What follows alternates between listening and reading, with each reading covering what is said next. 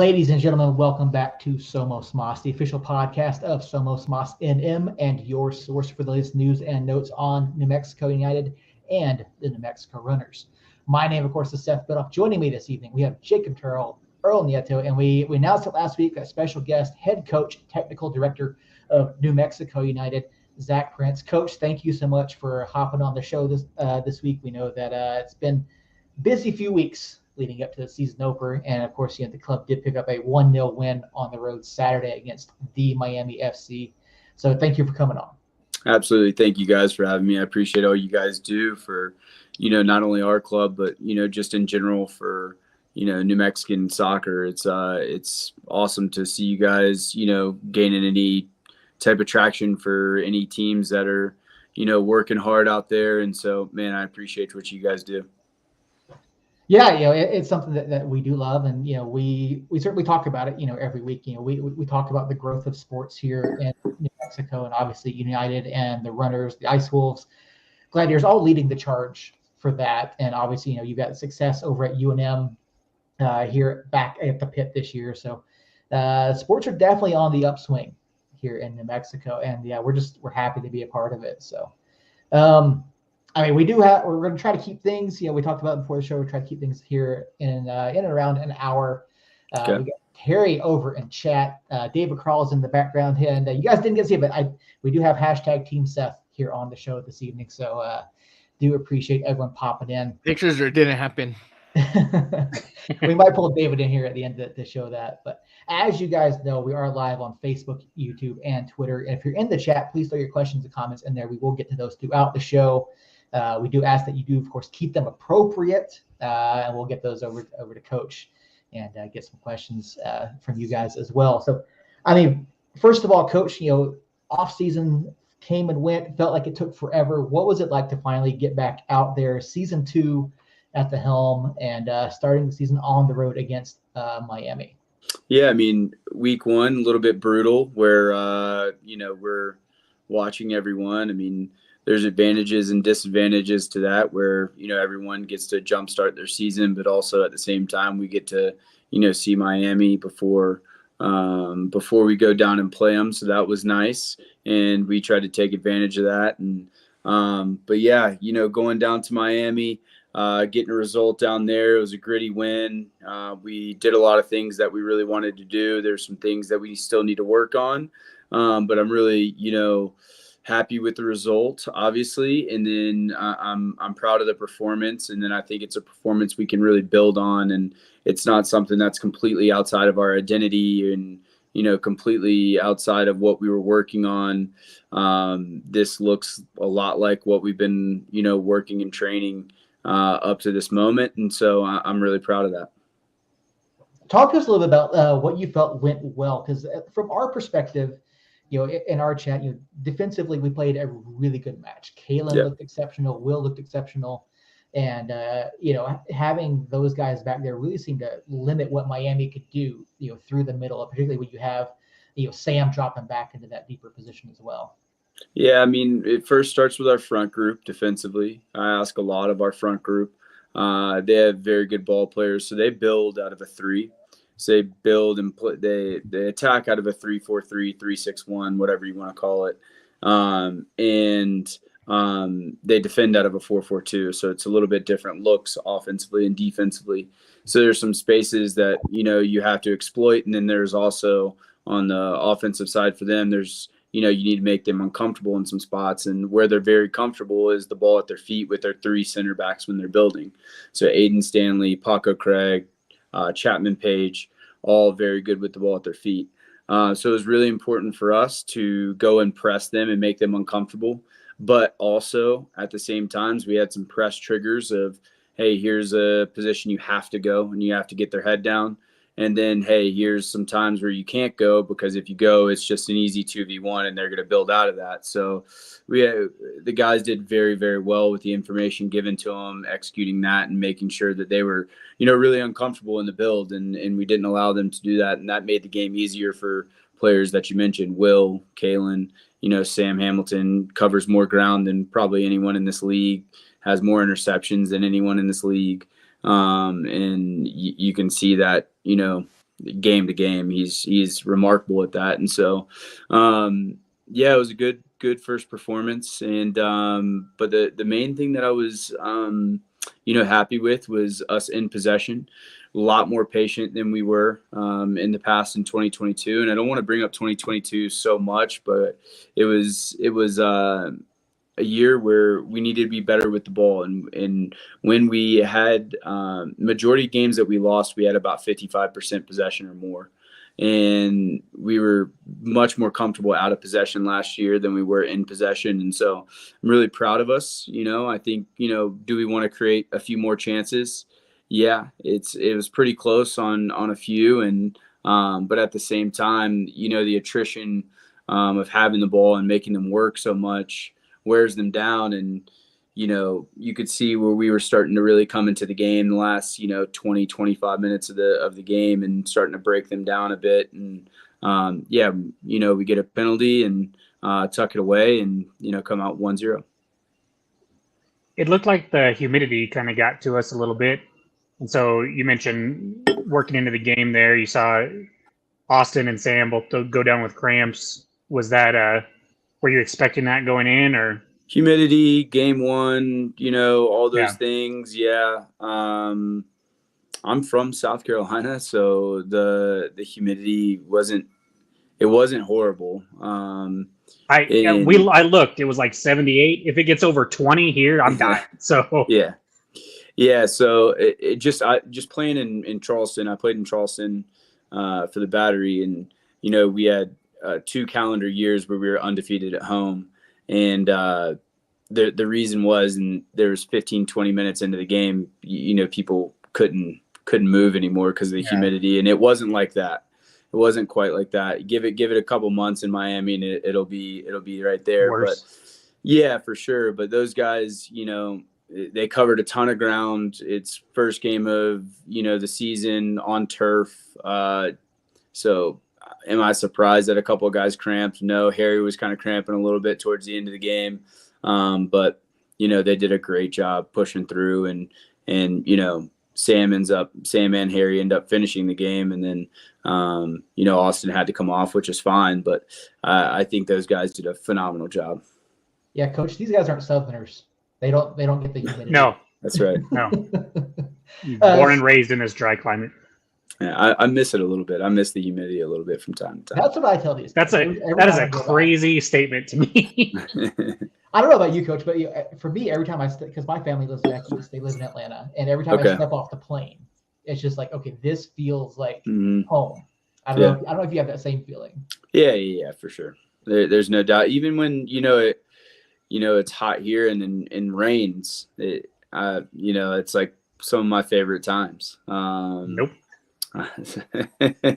I'll remember that if I'm ever playing men's league against Jacob. Hopefully it rains that day. I won't be playing. I can guarantee you that. Speaking of Austin, and we're going to bring Sergio into this. How are they doing? How's Austin after leaving the game on Saturday? And how's Sergio? What's his timetable? Yeah, he's great. Austin's fine. It was just cramps. Sergio, with the academy this weekend, got 20 minutes. He'll progress on Friday. He's in full training right now. He'll get another about 30 minutes or so. And we're just slowly progressing him. My thoughts is he's going to be knocking on the door to, be in the 18 for this next match, as long as everything keeps going right. He's, really handled himself very well during this injury period. I think it's been, it's changed his mentality a bit, and for the better. And he's definitely not taking this for granted at all. He's looking, you can tell he's very, very hungry. I want to backtrack just a bit, Coach, to the offseason. We saw, your first offseason with the team as head coach and technical director. We've had, Nico Brett and Jerome Kiesewetter and some bigger USL names come in. Mm-hmm. And I asked you at Media Day about the size of the club and stuff, and you mentioned budget and stuff, but is that kind of, I don't remember having 3 trialists going into 2022. Are those Is that more budget thing, or was that just what you wanted to go do going into the off season? Was bring in some younger, hungrier guys? Yeah. Sorry, go ahead. No, that's it. Go ahead. So yeah, there's a couple things with that. I think, before I came on as head coach last year, there was, a few players signed that, sure. I wasn't the head coach and technical director at the time, which, was fine. We had quality team last year. With that, we also had a lot of guys returning on their second year of a deal. And so there wasn't a lot of room at the end to bring on a trialist or two, and I think it's really healthy to bring in trialists. I think, having that, edge of players that are, they have to give it everything every day, or, that could be their last day as far as with New Mexico United. And I think that breeds a healthy environment. And so, yeah, I thought it was great from, the trialists that came in. A couple of them, didn't stay with us. And hopefully, the goal is for them, call USL League One teams. I call other USL teams about them, MLS Next Pro teams, and try to help them get wherever they can. And but the guys that, have done well, Jose Sosa has done really well throughout his preseason time here. He's probably progressed, had the best, from where he started to where he is right now. Kyle Colonna has been really steady since he's come in. And so, yeah, those guys have, done great. And I really do think it's really healthy to bring in trialists every year. Yeah, I watched, I was able to make it to the one preseason match, and Kyle really impressed me in that match. He looked really good in the second half next to Zali. Yeah, he's a captain of San Diego State. He's a good kid. He really likes, information. The more information you give him, the better. He's very diligent in that aspect. And so I think, if he stays like that, he has a bright future ahead of him. But he's only a couple months into his career, so he's got to keep pushing, Real quick, behind You're muted, David, Earl. Yeah, real quick, Earl. David just let us know behind the scenes that the Academy is competing in Austin in their preseason this week, and picked up a win today against Round Rock by a final of 4-0. So, Coach, what are you guys looking for out of the Academy while they're down in Austin? Yeah, I think any trip that we go on, we try to be very specific about how we spend the money in the Academy, and not just go on a trip just to go on a trip. And so this is, they're playing Austin FC, Round Rock, and St. Stephen's Academy, which I don't know if you know St. Stephen's boarding school. It's a very, very good team.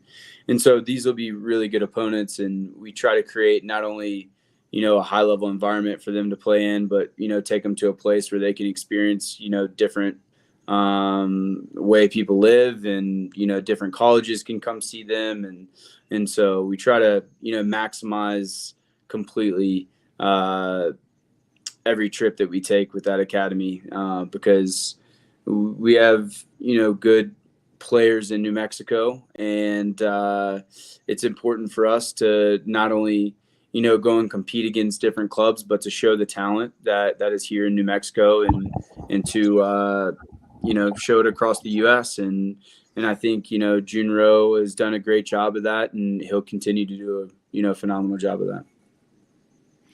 Coach, kind of going back to what Jacob was talking about like signings in the off season.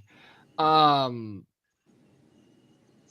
you're building and thinking about your roster, like especially during the off season, do you base your signings or your approaches off of what other teams are doing? So, for example, like Carlos Springs, when they signed Romario, were you out there looking for available forwards or like attacking midfielders to kind of counteract that signing, or to kind of like one up, for lack of better words, that signing? Yeah, I don't focus on really anyone else. I mean, of course, you have to focus on if you're going for a target and it's between you and another club. You're going to try to talk to that player, about what your club can offer and why it's so special to be at New Mexico United. But I'm not really focused on what other teams are doing. I can't concern myself with that. And definitely not getting into the game of like one-upping. I'm trying to, you know, look at our roster, what we had last year and what we brought back. And I really loved our core that we brought back. And it was really important for me to do a lot of character-based recruiting. And so we would identify players talent-wise, interested in them. And then we would, you know, there was a lot of interviews with the players. There was a lot of, you know, calling players that they had played with, coaches that they had been coached by, making sure that they were not only good players, but good people and all going to be pulling in the same direction. Because this was something that was, you know, critical for me heading into this year. I think in so far, from what I can tell with the group, we've been around each other for about 2.5 months. And I think we got a great group of people and they want to be engaged with our community. That's really important to me. They want to be as competitive as possible. They are ready to play fighting football right now.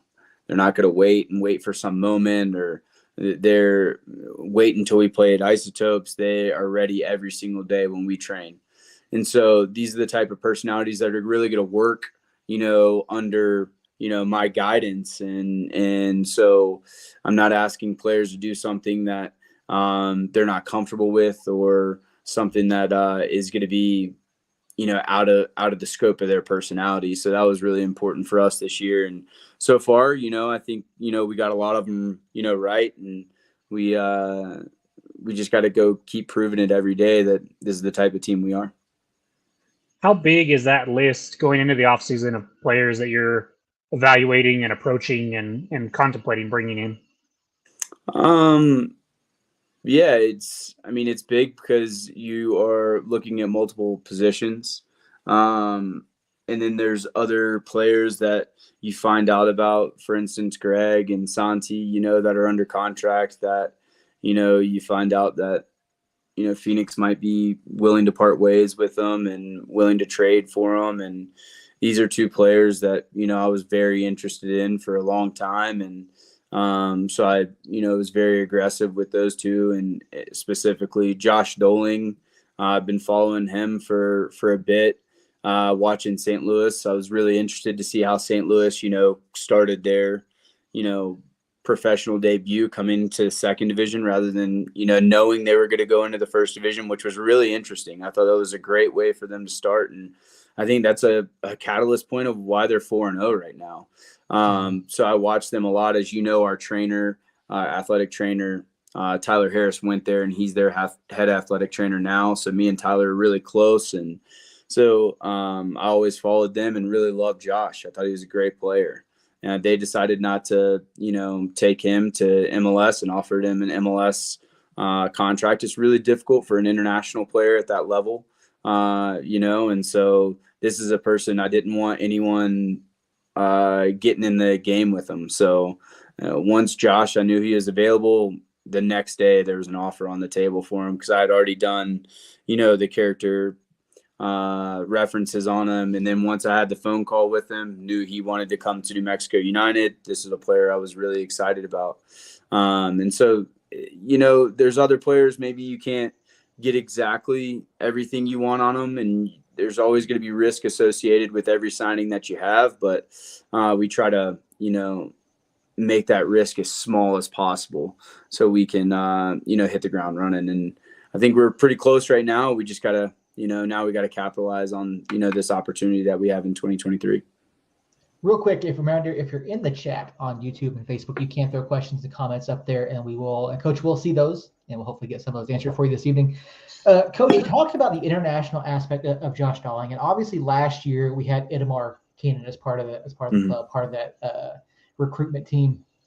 Since he's left, how has that affected the recruitment process of bringing in internationals? Because you look at signings like Michael Waiparlo and Timothy Azali, guys that, I mean, realistically, most of us here in the States are not looking at the Polish and the Swiss leagues, you know, as far as potential talents or targets. How do you identify guys like that? And like how has your role changed to kind of identify those? Yeah, I think, I mean, the biggest thing with those two in particular is they're both U.S. citizens. And so that was really attractive to me that, you know, they had European experience and they're also U.S. citizens, and, you know, something that I thought we could, you know, capitalize on. And they both played at a good level. You know, Michael, both of them are young players, 23 and 19. And so, but both of them have a pretty unique experience, just not in the U.S. And so it's been really a good off season for me to learn some of the different things that I, you know, enjoy about, you know, the scouting aspect of players, and some that I don't. And I think with that, I look at, you know, those two in particular, and those are going to be a little bit bigger, you know, risk because they haven't played in the same exact league. So it's, you know, how does that translate exactly? And, you know, some translate very well, some don't translate as well. Both of those guys have been excellent people. They've come in and done really well. I think there is an adjustment from playing in Europe into playing in the U.S. So the U.S. is a lot more transition. It's a lot more athletic. And so that takes time to, you know, get adjusted to. And so I'm not surprised by that. And that's not something that, you know, I'm looking at, and, you know, cause those two guys, you know, not traveling in the first game, it's not the biggest, it's not like they're down and out. These guys it's a long season, as we know. And, yeah, it can be a great season for both of those players, and I'm excited for them. Can you explain the international roster spot rules? Yeah. So, I mean, you start with 7, and then you can buy or trade for international spots. We, for Greg and Santi, we traded a few international spots. So we were, you know, down a few, and with those two, and both those two being internationals coming back on the other side. So these things happen where, you know, you can go out and buy one, or you can trade a player for one, or it can be a package deal where 2 players are traded plus an international spot. It can be a bunch of different things, but you start with 7, and you could end up with, I mean, as many as you want. I would assume, but I don't know if anyone's ever pushed over, you know, 10 or 11. So do guys like Timothy and Michael count towards that, or since they're American citizens as well, they don't count? American citizens. Yeah. So, yeah, those two, that's why they're, you know, really, it was attractive for them, you know, playing in European leagues and doing well in those leagues, and then, you know, not counting as international. And then also, you know, the ability to sell them and transfer them. Now they have the ability to go back to Europe, where, you know, if you're trying to transfer a player like Justin Portillo, it can become a lot more complicated with him being an American and not having your European passport. That becomes a lot more complicated.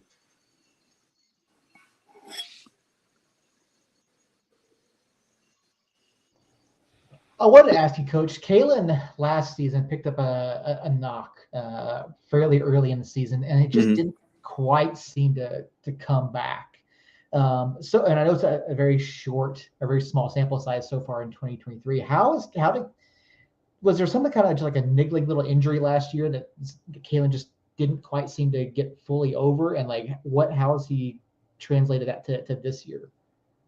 Yeah, I think there's, you know, a couple of things with Kalen that, I mean, maybe there were some spots that I put Kalen in where, you know, I could have been better. And, you know, I changed our, you know, system of how we build a few times, and it could have been a little bit more straightforward for him. And, but yeah, I don't think injury had anything to do with it. I thought he had some monster performances last year. You know, he had a couple mistakes that I think those are the mistakes you're probably thinking of. And, you know, those aren't things that he shies away from. I shy away from. I haven't lost any confidence in that guy. That guy is, he's a massive part of our team. He's, you know, the amount of calls that if it was leaked that he was going to be traded, every team in this league would be, calling me, everyone, because of the quality of player he is and, the kind of person he is. It's a winner. So, he had some monster performances last year, and I expect him to have some big ones this year, and hopefully no injuries. He's consistent all year is the game plan, and I think he has everything set right there for him to have a monster year. You mentioned earlier the way that the season opened. Obviously, week 1 off. Starting in week 2, you mentioned getting to see Miami before you ever got to play them. Now you have another bye week. Obviously, club's still in training. You're still working on things. You just no match. Does that really is that like a disruption this early to get out there, play one, and then have to stop again, or would you rather just play straight through for a month to get some sort of a rhythm going? I think you can look at it either way. I think you can look at it as, oh man, this is a massive distraction, and why did this happen to us? And to me, if you look at it like that, you probably have the wrong mentality, and it's going to be a long year for you, because no matter what your schedule with 34 games, the amount of time that we play games with Open Cup thrown in there, it's going to be busy at some point, and it's going to be, maybe you have a 10-day lead into a game. Those are going to happen, and it's how you take that time. Or we're taking this time right now and really still focusing on ourselves, with one eye on Oakland for sure and what they're doing, but really taking the time to make sure that we're keeping us headed in that same direction that we want to head in, and being more aggressive defensively, creating more chances offensively, being better, cleaner on set pieces. We weren't as clean on set pieces as I wanted to be in that game, and I thought it was right there for us to be. And so these are things that we're choosing to work on, and we'll continue to do it. So I want to look forward just a little bit. I know you don't necessarily like to look forward to league play and particular opponents, but sure. The club is bringing in Sunderland for a friendly later this summer. How big of, obviously we had Cardiff a couple years ago, Sunderland on the brink of becoming a Premier League side once again. Do you think this speaks to how much growth we've seen here with New Mexico United, that we were able to bring in a club like Sunderland? And what does it help do for you guys to face that sort of competition there? Yeah, it's first, I think there's a lot that we can learn from a club like that. They've been around for a long time. I think they have an average league standing of top 10 in the top division of England, which people can argue it's one of the best in the world. There's no doubt about that. It's one of the best leagues in the world. And so for us to be playing an opponent like that, I think, from all the way from front office to the technical side to players, we can learn a lot from this group, and I can't wait to spend some time with them. But at the same time, I think, we want to take the game and try to, execute our principles of exactly what we want to do, and try to go and be ourselves against them. We don't want to change, and we don't want to be different. We want to be ourselves and give it a real go. And so it'll be fun. I can't wait for it. And to bring a club of that magnitude to New Mexico, it does speak about the growth of soccer in the United States, and definitely the soccer in New Mexico. And I think it's remarkable that, within 5 years, we brought in 2 teams that have played in the Premier League. That's pretty amazing. I wanted to bring this up to looking back at the match this past weekend. On social media, one of the players that everyone feels like should get more minutes is Daniel Bruce. Obviously, Brucey's been part of the club from day one, and people it's noted that there was a shift in the energy. Obviously, once Brucey came on, that's something that we've talked about before. Brucey just has unlimited energy. How hard is it to leave out guys like him, and then to try to work him in late in a match like that? Yeah, first, it's great that people have opinions. I mean, that's why we play the game, and that's, fans deserve to have every opinion that they want to have. And I think with Brucey, he'll, there'll be plenty of games that he starts throughout this season, and he does add a lot of energy to our group. And I thought he did that. He did a great job. There's a bunch of double downs that he had. He created a lot of 2v1s defensively. He ends up winning the ball that ends up circulating back to Josh that we win the penalty on. And so those things don't go missed. And I think he's had a great preseason. He's a goal scorer. And I think he's done great. And I look forward to him having a monster year this year. I think he can have his best year of his career, and I'm excited for him on that. And if he keeps doing what he's doing, he'll have a great season. Got some questions coming over in the chat now. First from Jim Painter. Coach, can you speak to how did United get both Cardiff and Sunderland to come here? I believe there's a couple guys that arrange games in the U.S. and it's our club working with those people that arrange the games and make sure all the financial details and all that type of stuff is sorted out. Stuff that I don't work with. But Ron Patel, I know, put a lot of work into getting Sunderland here, and did a phenomenal job on that. And it's people like that, working hard to bring, different opponents to come in and for New Mexicans to see. One thing that Peter says all the time, and we want to bring the world to New Mexico, and that's what they're doing by bringing in these games. And this is why, even though it's a little congested in that time period, I tell Pete all the time, let's do it, and let's give the people something different. It's a really unique opportunity, and it's exciting. And so I give credit to those guys in the front office, Pete, Ron, Clint Gray. Those guys, they work really, really hard to get that stuff done, and David Carl. And so without those people, this stuff wouldn't happen. Friend of the show and friend of the club, Audrey Cortina, over in chat. Coach, what would you do different this season? Changes, biggest lessons learned, and any new ideas you're bringing this year? Yeah, I think the first thing is we were last year we were third lowest in the league in dribbles completed. That's something that I want to change in the offseason, get some players in that were a little bit more comfortable on the ball, dribbling on the ball, more comfortable in possession, but not lose our edge defensively. And so that was really important to me. And the other thing is, I think, there was probably one time I changed systems, one that, you learn from.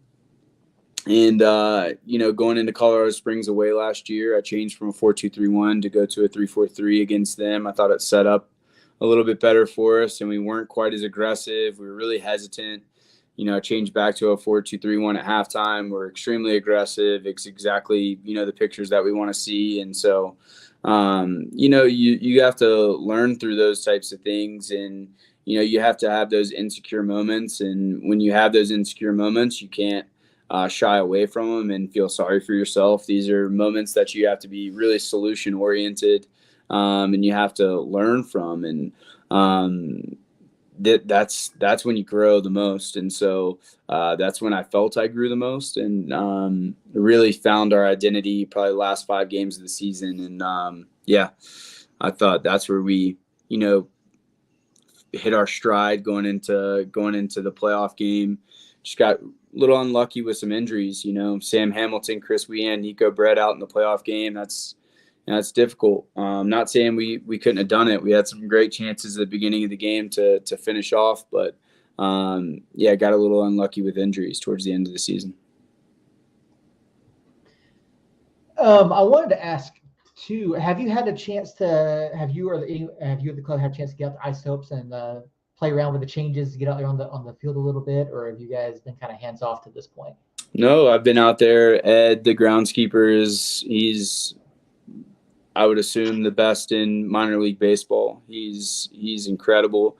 Not only that, he does a phenomenal job of, communicating with us and trying to work with us as much as possible and, make this, a soccer stadium when it's not a baseball stadium. And he does it. He does a great job with that. And so, yeah, I've walked the field with him a couple times, and it's great. It looks phenomenal.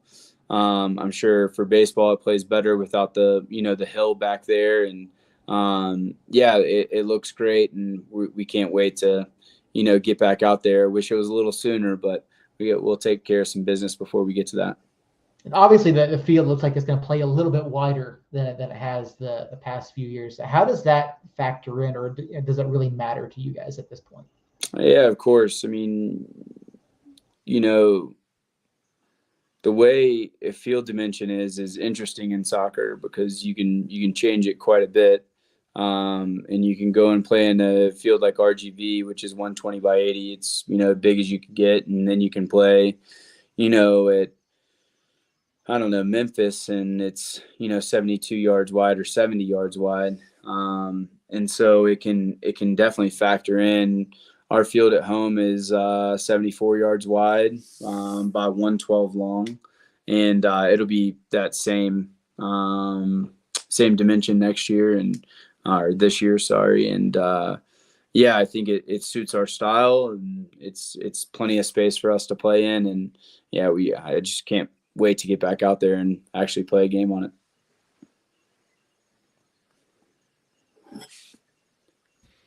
I got a question for you real quick.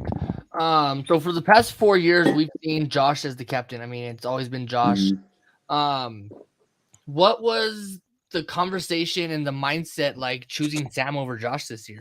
So when you say choosing Sam over Josh, it wasn't necessarily my dialogue with these guys that I've been around with, especially for a long time.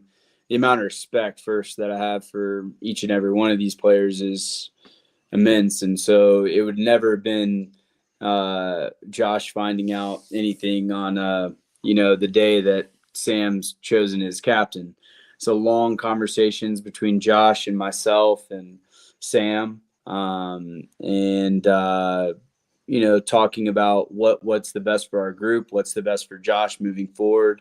And I thought it was a good time for Josh to focus on himself and be really focused on having a good year this year. And, he battled some injuries last year, which was tough for him. And I think he's primed and ready to have a great year. He came on, and I thought he really changed the game for us in a lot of ways in Miami. And the amount of humility that guy has is something that I can't talk about enough. How excited he was for Sam and how much he is helping Sam is really a testament to his character, man. That guy's he's an incredible person. He's a massive leader on our team. He always will be. And man, I have more respect that I could even talk about Josh Suggs. But on the flip side of that, really excited for Sam Hamilton. He, deserves to lead our group. But we have a lot of leaders on our team. There's a lot of guys that have played a lot of minutes and that are good people and all want to pull in the same direction. We have, Chris Wehan's been here for a long time and played a lot of games. Will Seymour is, stepping up in his own right. Santi Moar's played a lot of games. There's Austin Yearwood, coming into his 8th year, believe it or not. It's pretty wild. And I'm so excited for all these guys. Justin Portillo played a lot of games in this league and in MLS. And so, we have a good group of leaders, and Sam is the right one to lead us for 2023. You mentioned one name, and it's kind of a good segue for our next question. So Em Rivera, friend of mine, girlfriend of mine, actually not friend of the club yet. She hasn't actually been to a game yet. She asked, what was the conversation like with Santi when trying to bring him back? Yeah, it's a good question. Conversation was really good. Me and Santi had a great relationship coming from 2019. And, as soon as he was, it was even kind of hinted at that he might be available, I was, all over that one, and, making sure that he felt the same exact way. And there was no doubt in that he felt that there was something missing, and that, his, best year of his career and where he felt like he, felt the most, was here in New Mexico. And so he was really excited and motivated to come back. And we just, didn't had to iron out the details to make that happen. So was that a transaction that he had a say in from the get-go, or was it just clearly up to Phoenix if they accepted your offer or not, and they could have sent him anywhere even if he didn't want to go there? Yeah, I won't get into like the contract details, but Santi was very motivated to, come back to New Mexico, and so that was the most important thing. And we weren't the only team, as you could imagine, that was, trying to get Santi. There was a lot of teams trying to get Santi to come to their club, but yeah, he was, motivated to come back here, and this is where he wanted to be, and we're excited to have him back. A little while ago, you mentioned Austin Yearwood, and Austin's a guy that we talked a lot about on the show. He's obviously a fan favorite. He's a guy that goes out and gives 120% every single match. He's a guy that we felt like should have been in the conversation for defensive team of the year, or at least USL team of the year. Mm-hmm. Do you feel like there's kind of like I know in other leagues there tends to be a bit of a bias towards the top, like 2, 3, or 4 clubs in the league in terms of end of year awards, things like that. Do you feel like guys like Austin and some others may have gotten like overlooked because of where the club finished? No, I mean, where we finished was, a point off of hosting a home playoff game. And so, I'm not, by any means do I think we finished in a bad place or anything like that. I think where Austin, a lot of his characteristics go unnoticed. He has not a lot of crosses come off on his side. He blocks a ton of crosses. 1v1 defending, you can maybe mention 1 or 2 other players in the league that are as good as him when someone just faces him up. And it could be the best attacker in the league with Miche Ingolina. And there's a reason Miche against us is quiet. And we had the equalizer in, Austin Yearwood. He's, it's really, really difficult with him, not only because of his athleticism, but it's really his anticipation. He anticipates so well. So end of the year awards, those things are, I don't even know what they are really. They're someone's opinion, and which is important, to have those opinions and for people to get the recognition, but it's one little group of people's opinions. It's not, we know the value of Austin Yearwood, and all these guys. And that's why, we have them here in New Mexico and don't want them to go anywhere else. Looking back at the 2022 season, kind of like what looking back in the rear view, bring in Kevon midseason, bring in guys like Nico and Preston and, Jerome Kiesewetter. You talked this year in the preseason, talking about bringing in character guys. And last season there seemed to be some disputes between some guys on the field. How did any of that play into whether or not to offer them for 2023, or was that something that they left in 2022 before looking ahead at the roster for 2023? Yeah, I mean, I'm sure players this year on the field are going to at some point get into it. The consistency of that, I promise you, will be a lot lower. And what I mean by that is I talked to the group about it today. We show, usually coming off of a game, we show fighting football clips, and that's just clips that show our identity. And it could be nothing to do with tactics. It could be, just tenacity of recovering into a shape that we want to recover into. And they have 3 players against our 2, and then all of a sudden it's 7 versus 2. And this is a fighting football clip for us. And so these are clips where you have to have everyone, and just in our culture in general, you have to have everyone that's pulling in the same direction. And so there was points of last year where we felt like there was some fracture, and I wanted to eliminate that for this year. I won't get any specifics about any individuals or anything, but I think all those guys are good people.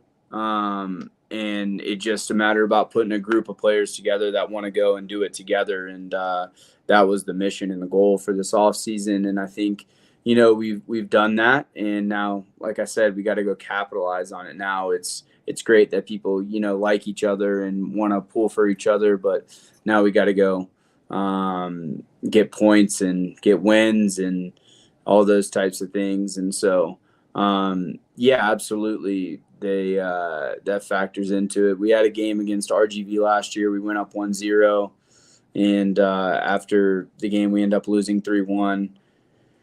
And it was a low point of our season. There was no doubt about it. And I think it was the longest. My video sessions I like them pretty tight for about 20 minutes or so. 25 minutes would be a long one. And this one was about 45 minutes to an hour. And it was just showing clips of people, arguing with each other and, just telling them this is completely unacceptable. And we're beating ourselves in this moment. It has nothing to do with the opponent. Whoever the opponent is, it's irrelevant.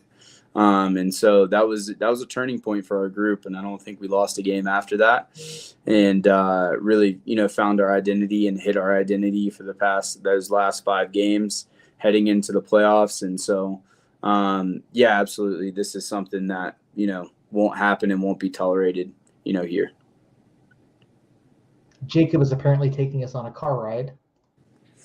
So while Jacob's taking us on a car ride over there, Harry, who's a really good friend of the show, he asked, on USL clubs and academy kids, with USL becoming more attractive for young players to move to Europe or MLS when they turn 18, as a coach, how hard is it to manage that path? Such as Nava, for example, and then he went on later on and said Nava is 18 at this point, but he signed when he was 16 or 17. So how hard was it to manage keeping Nava here, for example, instead of running off to MLS Next Pro or going off to Europe or something bigger than USL? Yeah, I think, if we had the ability to transfer him to a European team or a Liga MX team or an MLS team where we thought it was the right environment for him to go and succeed, there's no doubt about it we would, because that's the goal for, Christian Nava and all of our players is if, there's a really good opportunity for them, our goal isn't to stand in their way and hold them back. It's to help them go and succeed, and especially a player from our academy. And so saying that, I'm excited about Christian where he's at, and look forward to, him having a phenomenal year this year. And as far as managing that, my management of that is whatever's best for Christian is what we want. There's zero doubt about that. Looking ahead just a little bit, back to 2023, Open Cup's coming here in a couple weeks. First home match of the season is coming up. I mean, what are you looking forward to the most about finally getting back to Isotopes Park?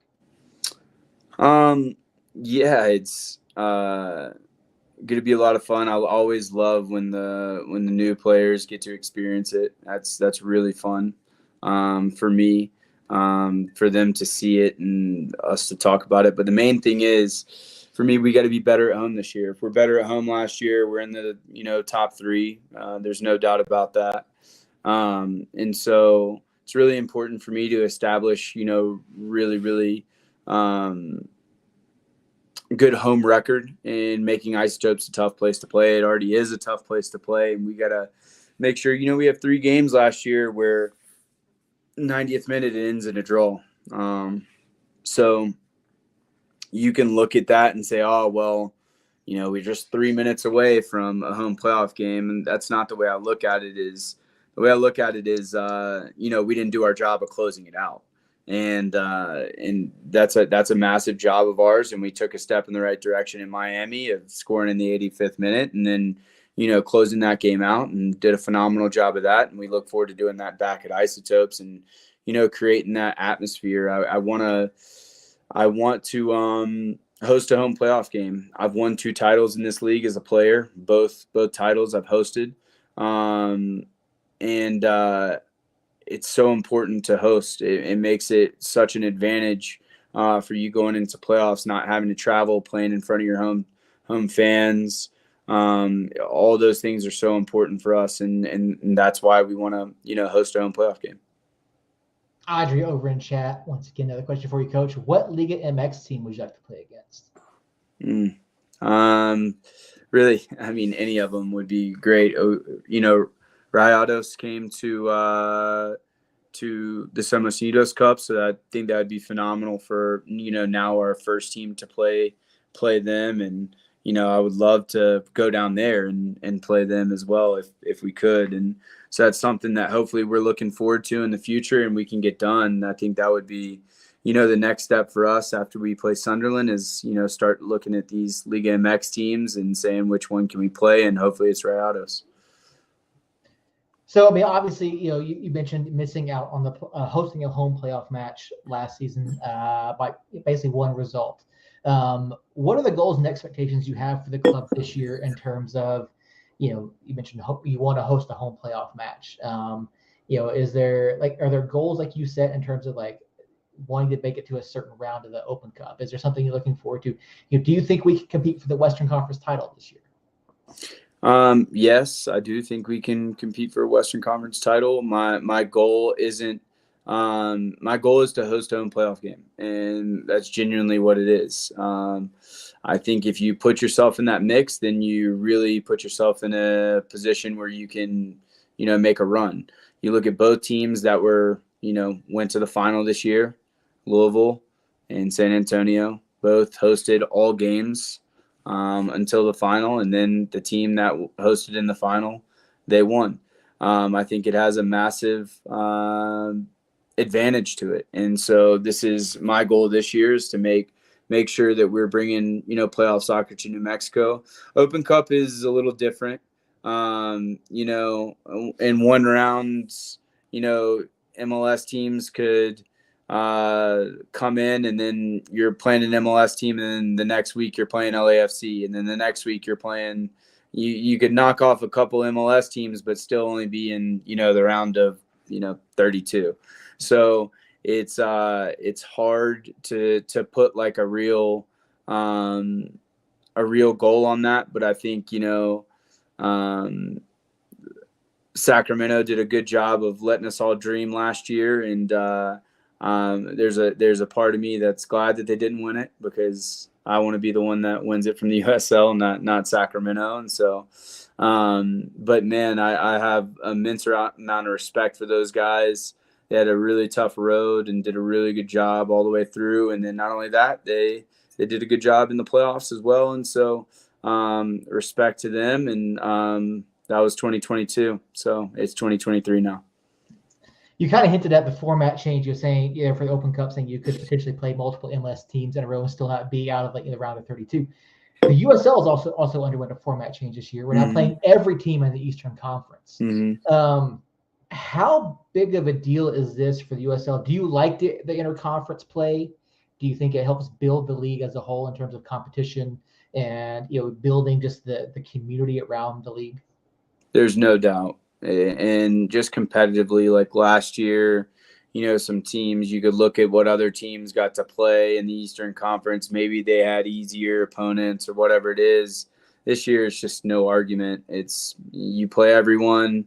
You get half the Eastern Conference teams home, half of them away. You play all of them. That's how it should be. And Yeah, I love that we are playing those teams. Obviously, I love that we're playing Charleston because, I played there for so long, and anytime I get the chance to play them, that's exciting for me personally. But also at the same time, you get the other side of it where you play, teams that have done really well in this league for a long time. Tampa has done really well. We've never played them. Louisville, we've only got to play them once, and we get to host them this year. We're going to Tampa.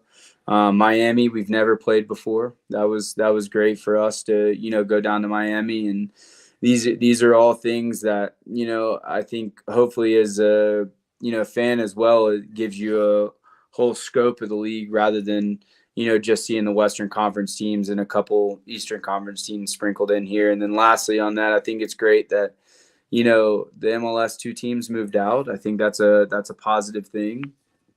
Some of them were very good. There's no discredit to them as far as, what their ambition was, or they're very talented and hard to beat, hard to play. But at the same time, now, every team that's in this league, their ambition is one thing. They want to go and win. They want to win a cup. They're not trying to, necessarily develop every player that's coming through their academy. They're looking to win. And so I appreciate that. And I'm glad that everyone's on that, same type of playing field as far as their mindset. I think that's really important. I think that's all that I had for you this evening, Coach. Jacob, Earl, do you guys have anything else you'd like to ask Coach before we get out of here this evening? No, I'll just say thank you again, and we appreciate you not only coming on here, but the ability to interview after matches and that media day, and then all that you're doing for not just the team and everything like that, but this club and yourself, a Preach community, and even though I don't live in the Albuquerque area anymore, but I still get to watch and see what you guys do there. And as a lifelong New Mexican, like I said earlier, before we started podcasting about the community. No, we were talking about it on here. I really appreciate everything that you and Peter and everybody behind the scenes, like David and Ron and everything, are doing to put New Mexico on the map.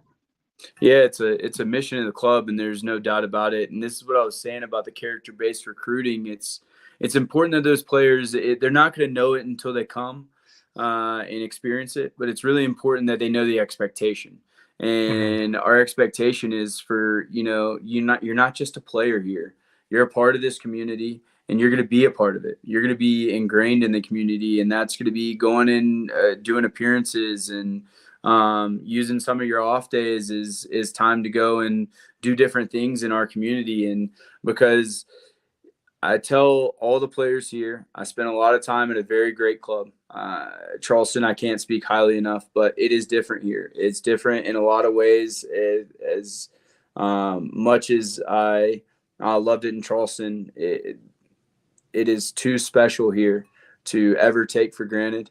And the people here are so genuine and real that, man, we have only one thing that we can do, and that's go and pay it back. And that's pay it back by not only being in the community, but playing fighting football and winning games. And making people proud. And we can't wait to do that, on the road, but most importantly, back at home at Isotopes this year. I think you see that with the players too, like guys like Brucey and Sam and Suggs, who have been here all 4 years that we've been in, or going into 5 years that we've been into existence. And we had Brucey on shortly after his extension was announced this offseason. And he basically, what you just said, he couldn't speak highly enough about the people and the whole community that we have around United and New Mexico and Albuquerque specifically. Brucey's lucky. He's really lucky that he came in here on trial and got a contract here. And he's lucky that this is the club that he's with, and he's taking advantage of it, And so with that luck, it becomes a little opportunity, and, not a lot of people get that opportunity to play for such a special club for, now coming up on 5 years for him. And, talk to some of the other clubs that are other guys that have been around the block a little bit. And, there's a reason why they don't want to leave, because this is a special place, and they'll never take that for granted. And so these are the type of people we want to keep here on our team and here in the state. And so, I'm excited about this group, and I'm excited for you guys to, start to get to know some of these other guys, Greg Hirsch, Josh Doling. They're good people. So hopefully you guys will have them on soon and get to know. They'd be great to have on together.